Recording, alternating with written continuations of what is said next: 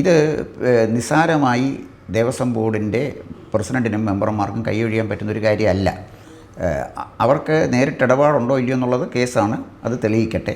പക്ഷേ അവിടെ നടക്കുന്ന കൊള്ളകൾ കാലാകാലങ്ങളിലെ ദേവസ്വം ബോർഡ് അറിയാതെ നടക്കുന്നു എന്ന് പറഞ്ഞാൽ നമുക്കതിനോട് യോജിക്കാൻ കഴിയുമോ സാർ? ഒരിക്കലും യോജിക്കാൻ സാധിക്കില്ല. അവിടെ 8 ആനകളെ ആണ് വൈഷ്ണവ സങ്കല്പം അനുസരിച്ച് ഒരേ സമയം നിരന്ന് നിൽക്കാം. 8 ആന അമ്പലത്തിൻ്റെ മുകളിലായിട്ട്. ഈ 8 ആനകൾക്കും 8 തിടമ്പുകൾ ഉണ്ട്. ആ തിടമ്പ് എന്ന് പറയുന്നത് തനി തങ്കത്തിൽ നിർമ്മിച്ച തിടമ്പുകളാണ്. അത് ഈ ഇപ്പോഴത്തെ അമ്പലങ്ങളിലൊക്കെ എന്ന് പറഞ്ഞാൽ അത് ചെമ്പിലുണ്ടാക്കിയിട്ട് സ്വർണം പൂശുന്ന തിടമ്പാണ്. ഇൻറ്റൻഷനലായിട്ട് ചെയ്ത ഒരു ക്രൈമല്ല. ചെയ്തത് ക്രൈമാണ്. പക്ഷേ ആ ക്രൈമിന് ഇയാൾക്കൊരു അതിനെ വിഗ്രഹത്തിനെ ഗ്ലോറിഫൈ ചെയ്യുക എന്ന് പറയുന്ന ഒരു ലക്ഷ്യം കൂടി ഉണ്ടായിരുന്നു. അതുകൊണ്ട് അത് ഓർത്തുകൊണ്ട് ഞങ്ങൾ ഒരു 10 കൊല്ലം പാടില്ല, പക്ഷേ 10 കൊല്ലം കൂടി പ്രദർശിപ്പിക്കാനായിട്ട് കൊടുക്കുകയും 10 കൊല്ലം കൂടി കഴിഞ്ഞിട്ട് ഈ വിഗ്രഹം ഇന്ത്യയിലേക്ക് കൊണ്ടുവരികയും ചെയ്തു. ഇന്ന് ഈ 10 വർഷവും കഴിഞ്ഞ് ഇന്ത്യയിലേക്ക് ഈ വിഗ്രഹം വന്നു. എൻ്റെ ബലമായ സംശയം ശബരിമലയിലെ ഈ ദ്വാരപാലക വിഗ്രഹവും ഇപ്പോൾ ഉള്ളത് ഡ്യൂപ്ലിക്കേറ്റ് ആയിക്കൂടെ?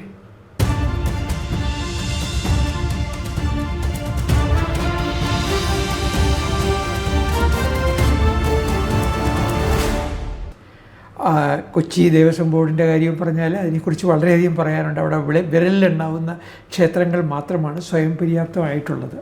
ഒരു ചോറ്റാനിക്കര ക്ഷേത്രം സ്വയം പര്യാപ്തമായിരിക്കും, ഒരു കൊടുങ്ങല്ലൂർ ക്ഷേത്രം സ്വയം പര്യാപ്തമായിരിക്കും, ഒരു തൃപ്രയാർ ക്ഷേത്രം സ്വയം പര്യാപ്തമായിരിക്കും. പക്ഷേ ബാക്കിയുള്ള അനവധി ക്ഷേത്രങ്ങൾ അതിന് വിളക്ക് കത്തിക്കാൻ പോലും നിവൃത്തിയില്ലാതെ കഴിയുകയാണ്. ഇതാണ് കൊച്ചി ദേവസ്വം ബോർഡിൻ്റെ സ്ഥിതി. തിരുവിതാംകൂർ ദേവസ്വം ബോർഡിൽ അങ്ങനെയല്ല, കുറേ കൂടി ക്ഷേത്രങ്ങൾ സ്വയം പര്യാപ്തങ്ങളായിട്ടുള്ളത് ഉണ്ട്. ഏറ്റുമാനൂരെ പോലെയുള്ള, വൈക്കത്തെ പോലെയുള്ള, ചെങ്ങന്നൂരിനെ പോലെയുള്ള, തിരുവല്ലയെ പോലെയുള്ള മഹാക്ഷേത്രങ്ങൾ ഉണ്ട്. അതൊക്കെ സ്വയം പര്യാപ്തങ്ങൾ തന്നെയാണ്. പക്ഷേ കൂടുതൽ വരുമാനം കിട്ടുന്നത് ഒരു പക്ഷേ ഈ പറയുന്ന ശബരിമല ക്ഷേത്രത്തിൽ നിന്നോ അല്ലെങ്കിൽ ചെട്ടികുളങ്ങര ക്ഷേത്രത്തിൽ നിന്ന് ഒക്കെയാണ് കിട്ടുന്നത്. പക്ഷേ ഇവിടെ ഇതിൻ്റെയൊക്കെ സംവിധാനത്തിന് മേൽനോട്ടമായിട്ട് ഒരു ഗവൺമെൻറ് പ്രതിനിധിയൊക്കെ വയ്ക്കാറുണ്ടെങ്കിലും അത് അവരുടെയൊക്കെ തന്നെ കൺവെട്ടത്തിൽ തന്നെ കാര്യങ്ങൾ ഈ നിയന്ത്രിച്ച് കൊണ്ടുപോകുവാനും അത് അവിടുന്ന് അപഹരണങ്ങൾ നടത്തുവാനും ഉള്ള ഒരു സമാന്തര സംവിധാനം വളരെ ശക്തമായിട്ട് അവിടെ നടക്കുന്നുണ്ട്. ഇപ്പോൾ അടുത്ത കുറച്ച് കാലം ശബരിമലയിലെ കാര്യങ്ങളൊക്കെ നോക്കി ചില അഡ്മിനിസ്ട്രേറ്റീവ് വിഭാഗത്തിൽ ഒരു കൈകാര്യം ചെയ്തിരുന്ന ഒരു ഉദ്യോഗസ്ഥന് എന്നോട് ഒരു 5 വർഷം മുമ്പ് അവിടുത്തെ ഞെട്ടിപ്പിക്കുന്ന കുറേ കാര്യങ്ങൾ പറയുകയുണ്ടായി. അതൊക്കെ ആവർത്തിക്കുന്നില്ല. കാരണം ഇന്നും ശബരിമലയെ വിശ്വസിക്കുന്ന, ശബരിമല ഒരു മാതൃകാ ദേവാലയമായി കാണണം ആഗ്രഹിക്കുന്ന അനേക ലക്ഷം ഭക്തന്മാർ നമ്മുടെ നാട്ടിലുള്ളത് കൊണ്ട്. പക്ഷെ അത് ശരിയാണ് സാറേ. അതുപോലെ പറയണമെന്ന് ഞാൻ അഭിപ്രായപ്പെടുന്നില്ലെങ്കിൽ പോലും ഈ കുറ്റവാളികളെ ശിക്ഷിക്കപ്പെടണമെങ്കിൽ ഉണ്ടാകുന്ന പ്രധാനപ്പെട്ട ഒരു കാര്യം അങ്ങടക്കമുള്ള പൊതുസമൂഹം ഉണരുകയും പ്രതികരിക്കുകയും ചെയ്യണം. അവിടെ 2-3 കാര്യങ്ങളാണുള്ളത്. ഒന്ന്, ഇത് നിസ്സാരമായി ദേവസ്വം ബോർഡിൻ്റെ പ്രസിഡൻറ്റിനും മെമ്പർമാർക്കും കൈയൊഴിയാൻ പറ്റുന്നൊരു കാര്യമല്ല. അവർക്ക് നേരിട്ട് ഇടപാടുണ്ടോ ഇല്ലയോ എന്നുള്ളത് കേസാണ്, അത് തെളിയിക്കട്ടെ. പക്ഷേ അവിടെ നടക്കുന്ന കൊള്ളകൾ കാലാകാലങ്ങളിലെ ദേവസ്വം ബോർഡ് അറിയാതെ നടക്കുന്നു എന്ന് പറഞ്ഞാൽ നമുക്കതിനോട് യോജിക്കാൻ കഴിയുമോ സാർ? ഒരിക്കലും യോജിക്കാൻ സാധിക്കില്ല. അതിന് മാത്രമല്ല, ഇതിന് ധാർമ്മിക ഉത്തരവാദിത്വമെങ്കിലും ദേവസ്വം ബോർഡിനുണ്ടല്ലോ.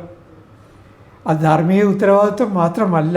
കാരണം എന്താ, നമുക്കറിയാം ദേവസ്വം ബോർഡിലെ അംഗങ്ങൾ അവിടെ ഈ പറയുന്ന ശബരിമലയിൽ പൂജ നടക്കുന്ന സമയത്ത് അവർ അവിടെ താമസിക്കാറുണ്ട്. അവർ കാര്യങ്ങൾ നേരിട്ട് നിയന്ത്രിക്കാറുമുണ്ട്. ഈ പറയുന്ന പോലെ ഈ ദേവസ്വം മന്ത്രിമാരും ശബരിമല എന്ന് പറയുന്നത് ഒരു പൊന്മുട്ടയിടുന്ന താറാവായിട്ട് തന്നെ കാണുന്നവർ ഈ മന്ത്രിമാരുടെ കൂട്ടത്തിലും ഉണ്ട്. സാർ, അത് ധാർമ്മികം എൻ്റെ ഒരു വ്യക്തിപരമായ അനുസരിച്ച് ശരിക്കും പറഞ്ഞാൽ നമ്മുടെ ഈ കവനൻറ്റും അതുപോലെ തന്നെ ഈ പവർ ട്രാൻസ്ഫർ ചെയ്ത സംവിധാനമൊക്കെ ആയിട്ട് നമ്മളൊന്ന് ആലോചിച്ച് നോക്കുമ്പോഴേ ദേവസ്വം പ്രസിഡൻറ്റിനും 2 മെമ്പർമാർക്കും മോറൽ റെസ്പോൺസിബിലിറ്റി മാത്രമല്ല സാർ, ടെക്നിക്കൽ റെസ്പോൺസിബിലിറ്റി ഉണ്ട്. സാങ്കേതികമായും അവർ ഉത്തരവാദിത്തമുള്ളവരാണ്.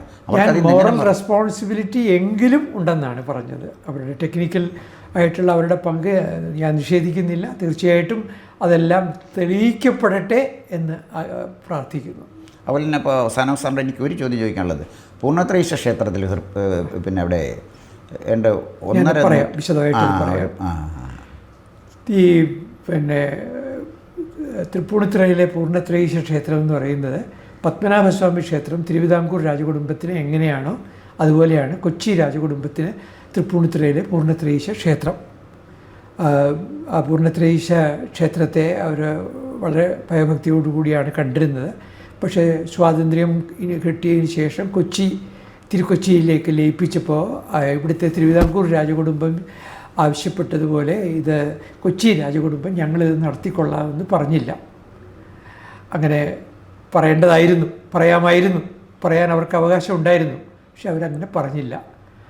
അപ്പോൾ പലരും അതിനെ ഒരു കാലത്തിൻ്റെ ഒരു മാറ്റമായിട്ടും ഒക്കെ കാണുകയും ചിലർക്കൊക്കെ അതിനകത്ത് തീവ്രമായ ദുഃഖമുണ്ടായിരുന്നു. ചിലരൊക്കെ യാഥാസ്ഥിതികത്തിന് കിട്ടിയ ശിക്ഷ എന്നൊക്കെ പറഞ്ഞ് സന്തോഷിച്ചവരും ഉണ്ടാവും.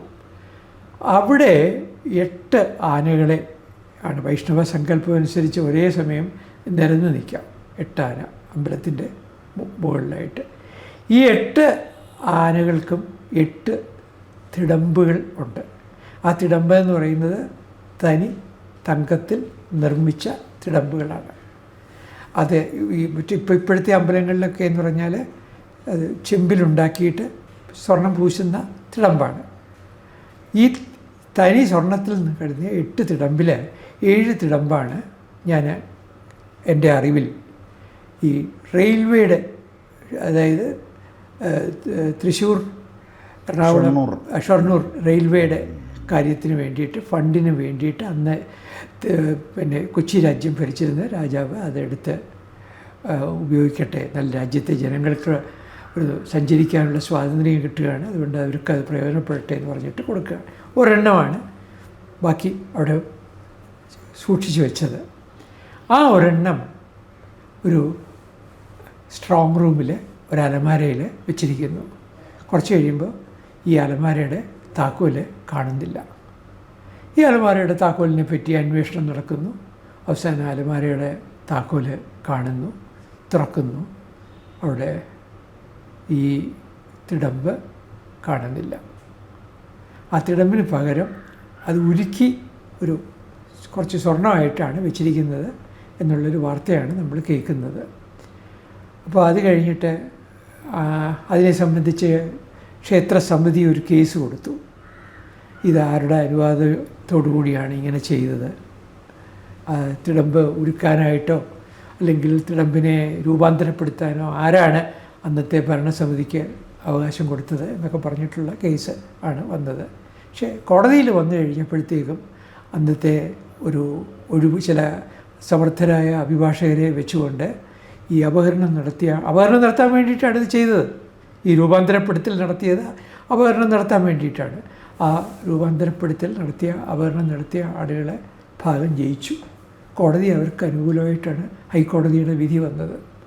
അതിനകത്ത് ആകെയുള്ള സ്വർണത്തിൻ്റെ അളവിൽ വ്യത്യാസമൊന്നും വന്നിട്ടില്ല. വാസ്തവത്തിൽ ആൻറ്റീക്ക് എന്ന നിലയിൽ ഇതിനെ ആരെങ്കിലും എവിടേക്കെങ്കിലും അത് കയറ്റി അയച്ചിരിക്കാനാണ് സാധ്യതയെന്ന് ഞാൻ വിശ്വസിക്കുന്നു. നമുക്ക് ശിവപുരം നടരാജൻ്റെ കഥ കേട്ടിരിക്കുമല്ലോ. ഇന്ത്യയിലെ കലാചരിത്രം പഠിക്കുന്നവർക്ക് മറക്കാനാവാത്ത ഒരു സംഭവമാണ്. തമിഴ്നാട്ടിലെ ശിവപുരം എന്ന് പറയുന്ന ഒരു കുഗ്രാമത്തിൽ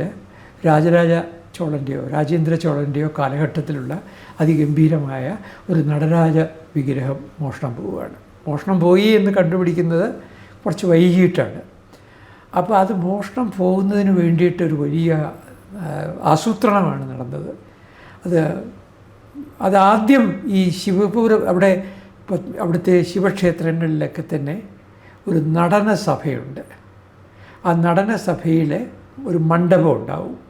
ആ മണ്ഡപത്തിലാണ് ഈ നടരാജൻ്റെ വിഗ്രഹം വയ്ക്കുക. പഞ്ചലോഹത്തിലാണ്, സ്വർണത്തിലല്ല. ഈ പഞ്ചലോഹത്തിലുള്ള നടരാജൻ്റെ വിഗ്രഹം അവിടെ ശിവപുരത്തേതിനാണ് ഏറ്റവും പെർഫെക്ഷൻ. സ്പാൻ എന്ന് പറയുന്ന അമേരിക്കൻ പ്രസിദ്ധീകരണം ഉണ്ട് ഇന്ത്യയിലെ വായനക്കാർക്ക് വേണ്ടി. അതിൻ്റെ കവർ പേജായിട്ട് അച്ചടിച്ച് വന്നിരുന്നു. പലരും അതെടുത്ത് ഫ്രെയിം ചെയ്ത് ഞങ്ങളുടെ വീട്ടിലുമൊക്കെ അത് ഫ്രെയിം ചെയ്ത് വെച്ചിരുന്നു. അത് കണ്ടു കഴിഞ്ഞാൽ തന്നെ ആ നടരാജൻ്റെ ഗാംഭീര്യവും ഒരു താളത്തിൽ നിന്ന് മറ്റൊരു താളത്തിലേക്കുള്ള ചുവടുമാറ്റത്തെക്കുറിച്ചും അതിനുണ്ടാക്കുന്ന ഒരു ഊർജത്തെ പറ്റിയൊക്കെ നമുക്ക് തന്നെ ബോധ്യം വരും. ആ മനോഹരമായ ശില്പം, ആ ശില്പമാണ് അമേരിക്കയിലേക്ക് കടത്തിക്കൊണ്ടുപോയത്. അമേരിക്കയിലേക്ക് കടത്തിക്കൊണ്ടുപോകുന്നതിന് ഒരു വലിയ ഗൂഢതന്ത്രമാണ് എടുത്തത്. ആ ഗൂഢതന്ത്രം എന്താണെന്ന് പറഞ്ഞു കഴിഞ്ഞാൽ, ഈ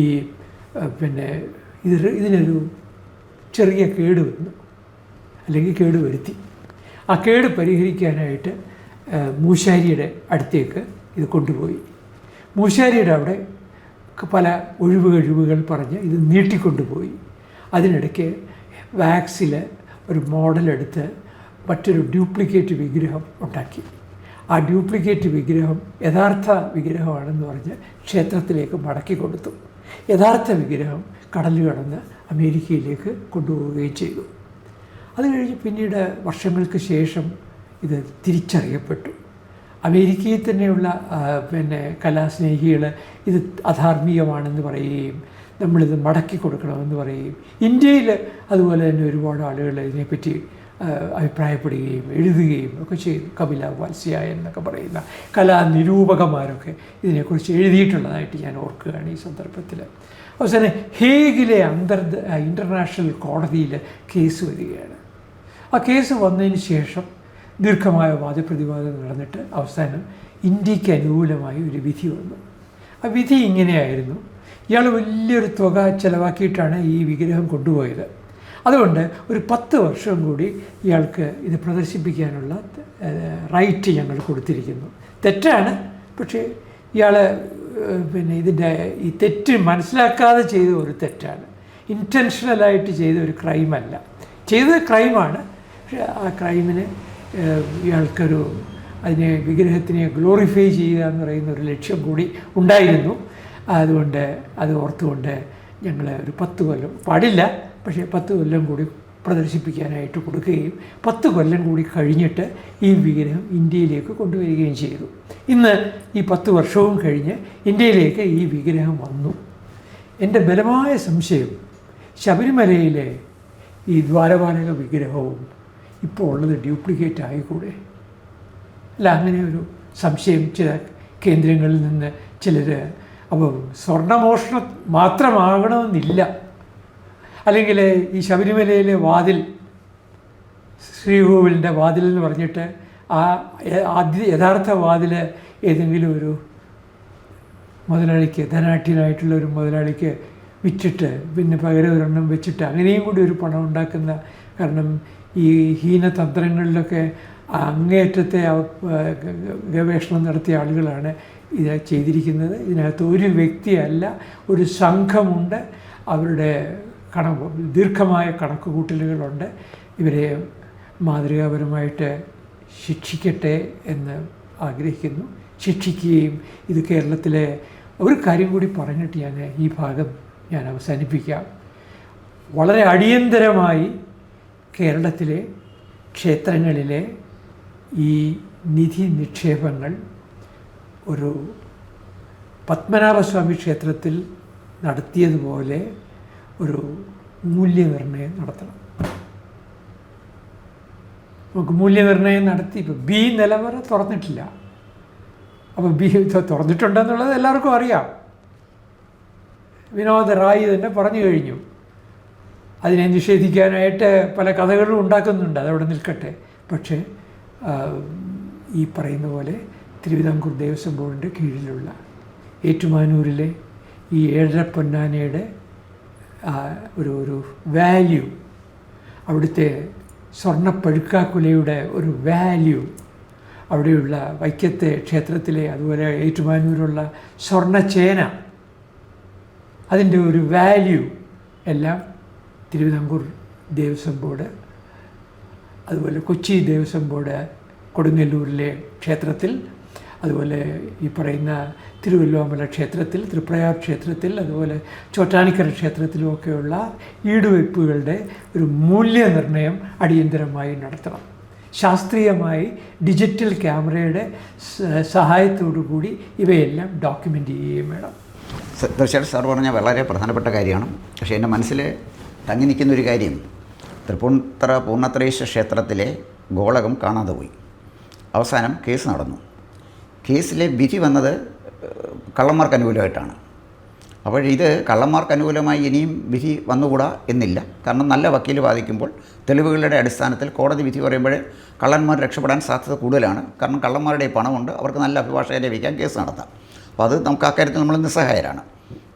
എങ്കിലും നമ്മുടെ ശബരിമല ക്ഷേത്രത്തിലെ സ്ഥലത്ത് പറഞ്ഞു കേട്ടപ്പോൾ ശിവപുരം ക്ഷേത്രത്തിലെ നടരാജനുണ്ടായ ബുദ്ധിമുട്ട് യഥാർത്ഥത്തിൽ ശബരിമല ധർമ്മശാസ്താവിൻ്റെ വിഗ്രഹത്തിനുണ്ടായോ എന്ന് എനിക്ക് അറിഞ്ഞുകൂടാ. അങ്ങനെയൊന്നും ഉണ്ടാകാതിരിക്കട്ടെ എന്ന് പ്രാർത്ഥിക്കുന്നു. കാരണം ദേവസ്വം ബോർഡ് പ്രസിഡൻറ്റും മെമ്പർമാരും തൊട്ട് ഉണ്ണികൃഷ്ണൻ പോറ്റി എന്ന് പറയുന്ന ഒരു ക്രിമിനൽ വരെയുള്ള ഒരു സംഘം ഒന്നിച്ച് നിൽക്കുകയാണ്. ഇതിലെല്ലാവരെയായിട്ട് ഈ ക്ഷേത്രം ദീർഘകാലം പിന്നെ പൂജ കഴിഞ്ഞ് മാസപൂജ കഴിഞ്ഞ് അടച്ചു കഴിഞ്ഞാൽ പിന്നെ അവിടെ ആരുമില്ല. അപ്പോൾ എന്തും അവിടെ കാണിക്കാം. അപ്പോൾ അങ്ങനെ വന്നാൽ ഇത്തരം ഒരു കൊള്ള സംഘത്തിൻ്റെ കയ്യിൽ ഇതിരിക്കുമ്പോൾ ഈ കള്ളന്മാരെല്ലാം കൂടെ അവിടെ ശബരിമല എന്തെല്ലാമാണ് കാട്ടിക്കൂട്ടിയെന്ന് നമുക്ക് അറിഞ്ഞുകൂടാ. അതുകൊണ്ട് എനിക്ക് തോന്നുന്നത് തീർച്ചയായിട്ടും ഈ അന്വേഷണം വരേണ്ടത് ശബരിമല ക്ഷേത്രത്തിൽ നടന്ന കൊള്ളയടക്കം കേരളത്തിലെ മഹാക്ഷേത്രങ്ങളിലെ ആൻറ്റീക്ക് വാല്യുള്ള അങ്ങ് സൂചിപ്പിച്ച പോലെയുള്ള എല്ലാ അമൂല്യമായ നിധികളെക്കുറിച്ചും കൃത്യമായി കണക്കെടുക്കാനും ഉള്ളത് കൃത്യമായി സൂക്ഷിക്കാനും എത്ര നഷ്ടപ്പെട്ടു പോയിട്ടുണ്ടെന്നും ആരുടെ കാലഘട്ടത്തിലാണ് നഷ്ടപ്പെട്ടതെന്നും ആരൊക്കെയാണ് അതിന് ഉത്തരവാദിയെന്ന് കണ്ടെത്താനും അവരെ ശിക്ഷിക്കാനും നമ്മുടെ ഈ പുതിയ സംവിധാനത്തിൽ ദേവസ്വം ബെഞ്ചിന് കഴിയട്ടെ. ഇപ്പോൾ അന്വേഷണം വളരെ ഭംഗിയായിട്ട് പോകുന്നുണ്ട്. ദേവസ്വം ബെഞ്ചിൻ്റെ തന്നെ നിയന്ത്രണത്തിലാണ് അന്വേഷണം പോകുന്നത്. സത്യസന്ധന്മാരായ ഉദ്യോഗസ്ഥന്മാരാണ് ഇതുവരെ അന്വേഷണം നടത്തിക്കൊണ്ട് അതിൻ്റെ ഗതി മാറിയിട്ടില്ല എന്നാണ് ഞാൻ മനസ്സിലാക്കുന്നത്. പിന്നെ ഇത് കേരളമായതുകൊണ്ടും ആർക്കും ആരെയും സ്വാധീനിക്കാൻ കഴിയുന്നൊരു സാഹചര്യമായതുകൊണ്ടും നമുക്ക് അതിൻ്റെ ഗതി എങ്ങനെയാണെന്നറിയില്ല. എങ്കിലും തീർച്ചയായിട്ടും അങ്ങ് പറഞ്ഞതുപോലെ അടിയന്തരമായി ചെയ്യേണ്ടത് നമ്മുടെ ക്ഷേത്രത്തിലെ അമൂല്യമായ വസ്തുക്കളുടെ ആൻറ്റിക് വാല്യൂ കണക്കാക്കി, അതിൻ്റെ തൂക്കമല്ല, അതിൻ്റെ ആൻറ്റിക് വാല്യൂ ആണ്, അത് കണക്കാക്കി അത് സംരക്ഷിക്കാനുള്ള ഒരു സംരംഭം, ഒരു നടപടി ബന്ധപ്പെട്ടവരുടെ ഭാഗത്തുനിന്ന് ഉണ്ടാകട്ടെ എന്ന് പ്രാർത്ഥിച്ചുകൊണ്ട് ഈ തിരക്കിനിടയിൽ വന്ന് ഒരു ഇൻ്റർവ്യൂ തന്നതിൽ വളരെ സന്തോഷമുണ്ട്.